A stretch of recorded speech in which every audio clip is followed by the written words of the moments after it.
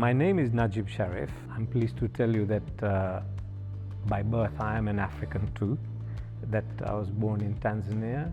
I grew up to do my primary school in Dar es Salaam, and then my father took me to UK, where I did my O-levels, A-levels, and trained to be an architect. After doing architecture, I worked in UK for a while. The first moment I was able to get to come and do some work in Tanzania, I grabbed it. And actually, my first job, I offered it for free because I so much was craving to come back and do some work in Africa.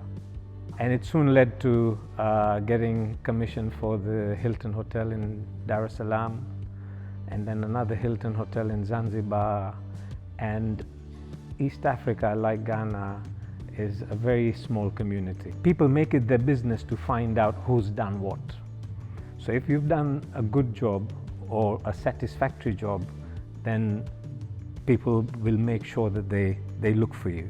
With the Hilton group, I already did 3 Hiltons in the first 5 or 6 years, and they gave me another Hilton to do in Bujumbura in Burundi. I've done very large residential complexes, apartment projects in Kampala, in Mombasa, in Dar es Salaam.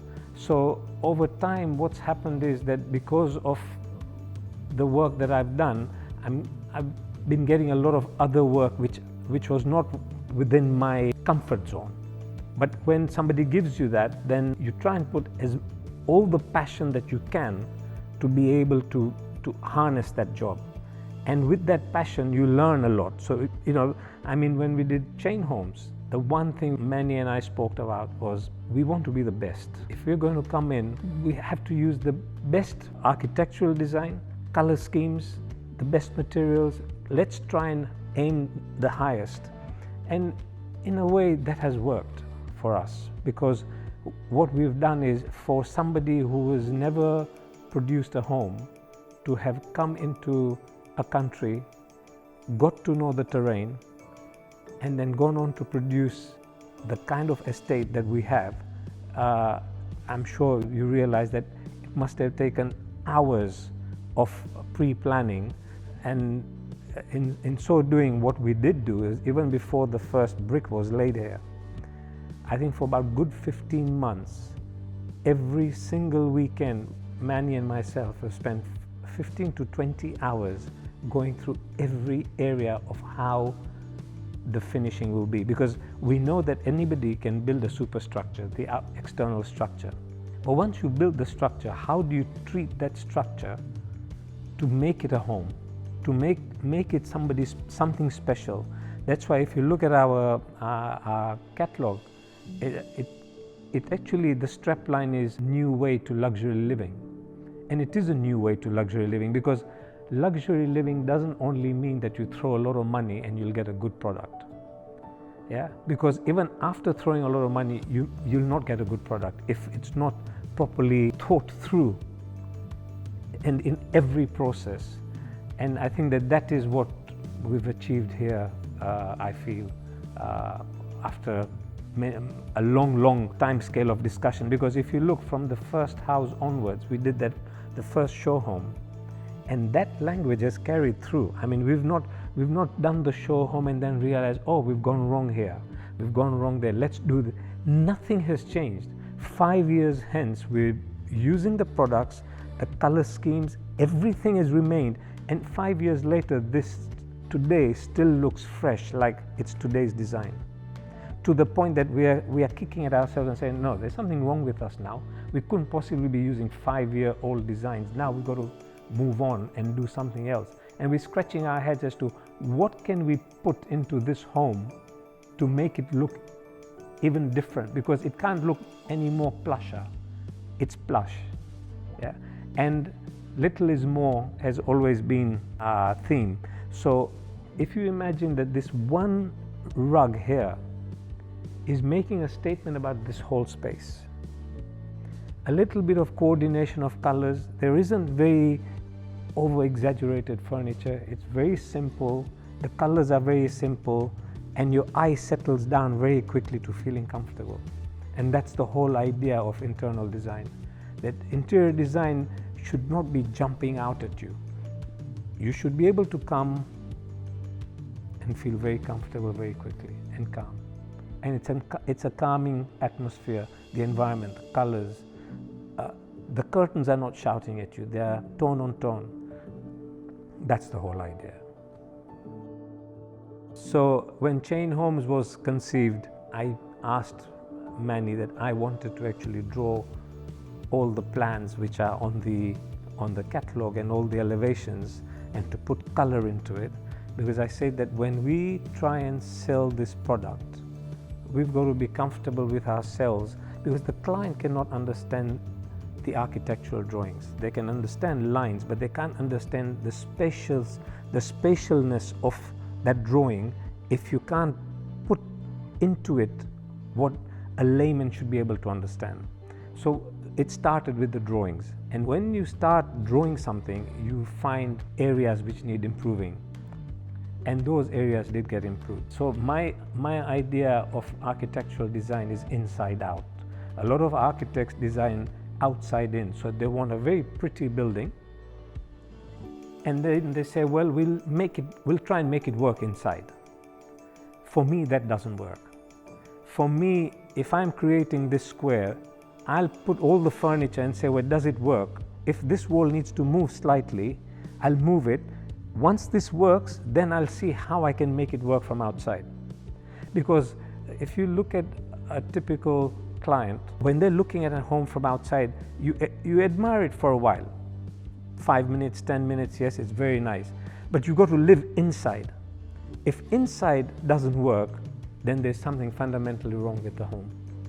So that's been our secret, that I've designed these properties inside out, so that we take every piece of furniture into consideration, and then we expand the home or contract it to make it look cozy. So the house radiates that way. And that's been my job, to make sure that I look at that detail. And then obviously we detail into the whole interior work. Why should we have, as you can see in this particular property, we've got one slightly darker wall than the other. Why should we have an accent wall? Why can it all not be the same color? And what do different colors do to this particular room? If you look at what's behind you and what's in front of you, we might not be able to understand why we like something, because when a layman just comes into a home, I really like this, but they can't quite put their reasoning as to why they like it. But they also know that they can come into a space and say, oh, I don't like this. I don't know what it is about it, but I just don't like it. And that's the difference. And that trainings come from hotels. You'll see in a hotel room, even in a little hotel room, there's one accent color. And we've gone for that accenting in our bathrooms. Our bathrooms have one wall which is a different tile. And we've used that right the way through. So wherever an idea works, we've made sure that we make it work in every aspect of the home. The type of clients that you've introduced to this project, in a way you've also vetted who will fit in this community. You haven't sold properties here that will not work for a lot of clients. A lot of people have money, but that doesn't mean that this is good for everybody. So along the same lines as when you vet the clients as to who are going to buy and come into this, we also profile that client to say, well, who is he? What is it that he wants? Once we profile that, he's got children, how is this home going to be used? Is it a party home? Is it a home that they want to live in? Is it a home where they want to be free to walk around in their shorts or whatever? And then based on that comes the whole idea of how are they going to live? What sort of spaces do they require? We've been fortunate that most of the time when we give our clients the first choice, that they've never actually come back and said, can we have something different? That's been always the case. And sometimes I also say, well, come on, you can't like everything. You need to not like something. And I say, no, we're fine with everything. Let's say if we've put this house together with all the furniture in various rooms, it's probably coming from 17 to 20 different suppliers. So one thing we don't cut corners in is to say, well, you know, if we go to this one supplier, we will get absolutely everything. So let's just buy everything from here and put it in this house. Doesn't work like that. If this piece is best made in one factory, which works well, but the dining room comes from a totally different factory, we'll go for it. So we'll never cut corners in what we want to finally achieve. The look we want to achieve will always remain paramount. On average per house, we are sourcing from between 15 and 20 different suppliers to put together a package of furniture for a home the size of this. That includes lighting, everything that you see as softs. And it takes a while because we've got to vet all these factories, we've got to vet their products. Everybody thinks that they are designers, and so they should, because everybody has likes. But when two things don't go together, they can't understand, well, why is this not working? And there is a reason for it, because it hasn't been thought through. When you have a client that says yes to everything you say, but does exactly what he does, is when things don't go right. So in our case with Chain Homes, they've been excellent clients. They believe in buying in good quality advice, skills, means architecture or whatever, design, whatever that they buy in as skills to put together a package of people who are going to serve to make this happen. They've not cut corners in that. And because they've not done that, we've been able to give our best and give the best attention to detail. And the other thing is that as passionate as I am to achieve the best, so is Chain Homes. So the Chain Homes has never ever put its foot out to say, oh, now we are comfortable with selling. Forget it. They always are on top of things.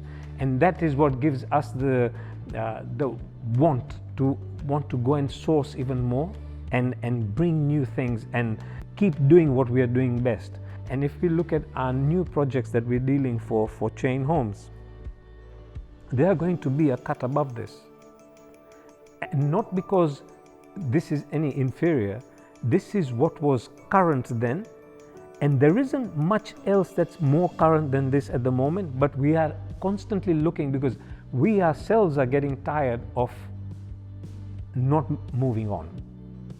So we want to move on so that the next generation of houses look that much different.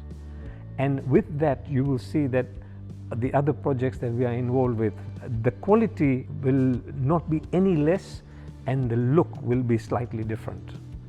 Yeah, and I'm saying different as opposed to higher or lower, because there is no higher or lower look. I think that this look is an amazing look. If I could move into this home today, I would be very happy to be living here. And I think every time we design a space, we would say, is this good enough for me? If it's not, then it's not good enough for the client. That has to be our ethos, because whoever is going to spend the money to come and live in a property like this has to feel absolutely on top of the roof, to think that I'm really somewhere where I couldn't be in a better place. If he can't feel that, and if I don't think he'll feel that, it's not worth designing it.